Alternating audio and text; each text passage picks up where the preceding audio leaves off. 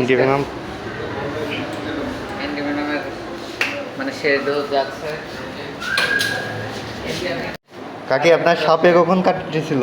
একটা 10-এ। একটা 10-এ? একটা 10-এ। আচ্ছা, আপনি সাপ দেখতে পাচ্ছিলেন? না, আমি সামনে এমনভাবে কামড় দিতে মনে হচ্ছে চাকু করে ঘুমিয়ে পড়লাম। চাকু মারার মতো হলো, তাই তো? হ্যাঁ, চাকু মারতে টান দিল। দেওয়ার পরে আমি শুনে আমার আম্মুর কাছে, আমি 4 দিন আসছি বাড়ি আমার বাবার কাছে। আচ্ছা, বিছানায় শুয়েছিলেন তখন? খাটের উপর শুয়েছি। ঘুমাচ্ছিলেন? ঘুমো না, ঘুমও না, একটা ফুল ঘুম না। তো সাপটা দেখতে পারেননি? না। আচ্ছা, কোন জায়গায় কামড়াইছে একটু দেখান আবার।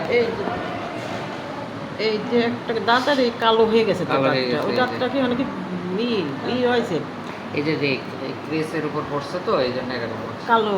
আচ্ছা, এখন কি গলা ব্যথা আছে? গলা ব্যথা। অল্প না বেশি?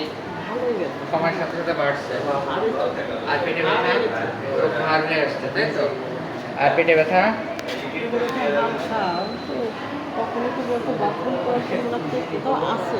আচ্ছা আচ্ছা আচ্ছা, ঠিক আছে, আপনি টেনশন করেন না, আমরা ওষুধ দিয়ে দিচ্ছি, ইনশাল্লাহ ঠিক হয়ে যাবে। হ্যাঁ, আপনার তো এর আগেও একবার সাপে কামড়াচ্ছিল।